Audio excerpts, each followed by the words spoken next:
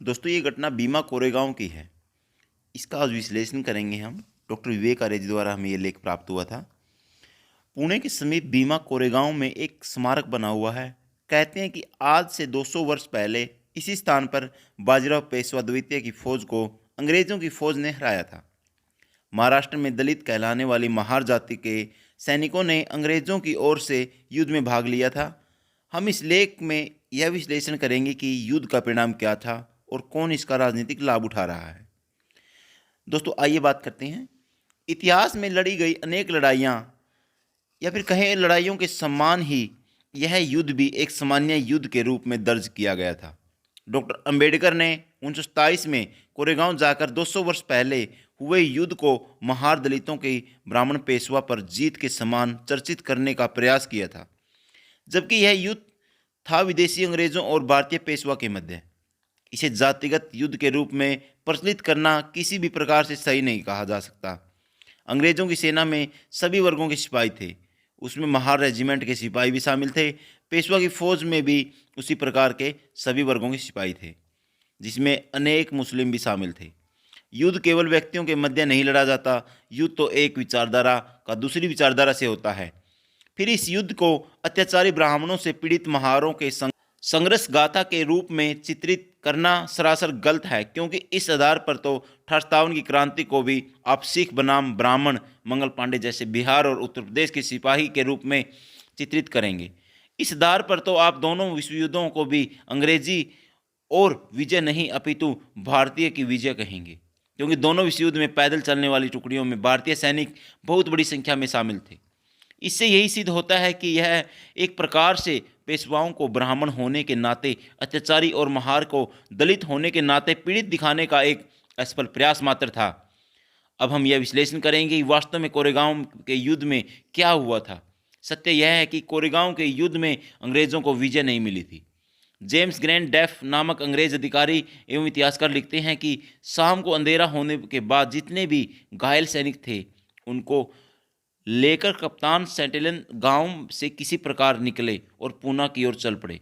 रास्ते में राह बदल कर वो सिरोर की ओर मुड़ गए। अगले दिन सुबह 175 मृत और घायल सैनिकों के साथ वो अपने गंतव्य पहुंचे। अंग्रेजी सेना के 1/3 घोड़े या तो मारे जा चुके थे अथवा लापता थे। ये जहाँ से लिया गया है history of Maratha volume 3 by James grant डफ, पेज नंबर 437। क्या आप अंग्रेज इतिहासकार की बात भी नहीं मानोगे, जो अपनी कौम को सदा विजयी और श्रेष्ठ बताने में कोई कसर नहीं छोड़ते?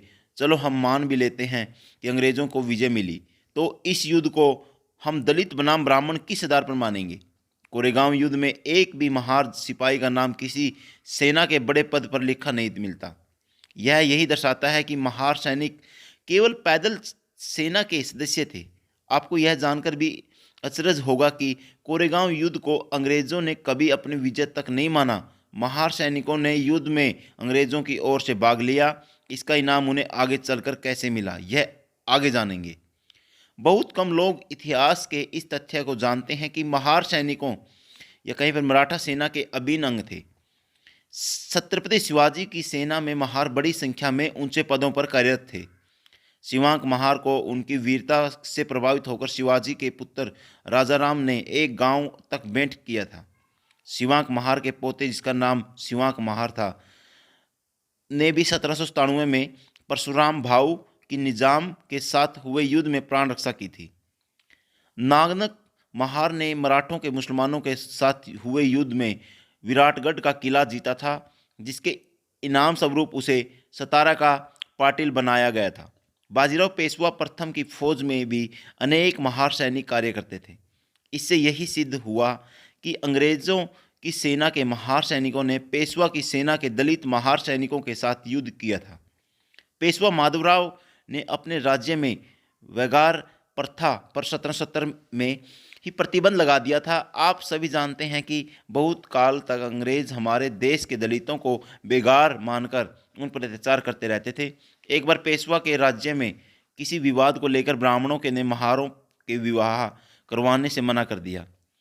इस पर महारों ने पेशवा से ब्राह्मणों की शिकायत की थी। पेशवा ने ब्राह्मणों को महार समाज में विवाह आदि संस्कार करवाने का आदेश दिया था। न मानने वाले ब्राह्मण को दंड और जुर्माने का प्रावधान पेशवा ने दे रखा था। यह ऐतिहासिक तथ्य आपको किसी पुस्तक में नहीं मिलते। 1857 में विप्लव में भी 100-200 महार सैनिकों ने अंग्रेजों के विरुद्ध विद्रोह किया था। 1894 तक आते आते अंग्रेजों ने महार सैनिकों को अपनी सेना में लेना बंद कर दिया था। अंग्रेजों ने महारों को अछूत घोषित कर सेना में लेने से मना कर दिया।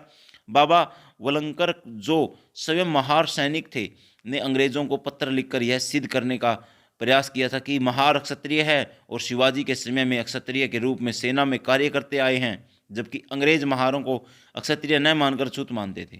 प्रथम विश्व युद्ध में अंग्रेजों ने कुछ महारों को सेना में स्थान दिया, मगर युद्ध के पश्चात फिर से बंद कर दिया। बेरोजगार महारों से बेगार कार्य करवाकर बिना सेवा शुल्क दिए अंग्रेजों ने अदन्य से अदन्य अफसर उन्हें धमकी देकर भगा देते थे। डॉक्टर अंबेडकर ने महारों को सरकारी सेना में लेने का महार रेजिमेंट बनाने के लिए अंग्रेजों के नियम बनाने का प्रस्ताव भेजा था। बहुत कम लोग जानते हैं कि डॉक्टर अंबेडकर को इस कार्य में हिंदू महासभा के वीर सावरकर और बैरिस्टर जयकर डा एवं डॉक्टर मुंजे का साथ मिला था। वीर सावरकर ने तो रत्नगिरी में महार सम्मेलन में अध्यक्षता तक की थी। अंग्रेजों का लक्ष्य तो महारों का विकास करना नहीं, अपितु उनका शोषण करना था। आगे 1947 के बाद ही डॉक्टर अंबेडकर द्वारा स्वतंत्रता भारत में महार रेजिमेंट की स्थापना हुई। इससे अंग्रेज महारों के विकास के लिए कितने गंभीर थे यह पता चलता है। अभी तक यह सिद्ध हो चुका है कि न तो पेशवा की कोरेगांव से हार हुई, न ही अंग्रेज कोई महारों के हितैषी न्यायप्रिय शासक थे, न ही पेशवा कोई अत्याचारी शासक थे। अब इस षड्यंत्र को कौन और क्यों बढ़ावा दे रहा है, इस विषय पर चर्चा करेंगे। हमारे देश में एक विदेश विरोधी गिरोह सक्रिय है, जो कभी जाति के नाम पर, तो कभी आरक्षण के नाम पर, तो कभी इतिहास के नाम पर, तो कभी परंपरा के नाम पर देश को तोड़ने की साजिश करता आ रहा है। इसके अनेक चेहरे हैं: नेता, चिंतक, लेखक, मीडिया, बुद्धिजीवी, पत्रकार, शिक्षक, शोधकर्ता, मानवाधिकार कार्यकर्ता, एनजीओ, सेक्युलर, सामाजिक कार्यकर्ता, वकील आदि। इस जमात का केवल एक ही कार्य है कि इस देश की एकता, अखंडता और संप्रभुता को कैसे बर्बाद किया जाए, कैसे तोड़ा जाए, इस विषय में षड्यंत्र करना इनका मुख्य उद्देश्य है। यह जमात हर देश हित के और हर देश के हर कोने में पाई जाती है। देश को उन्नत करने वाले विचार को पुरजोर विरोध करती है।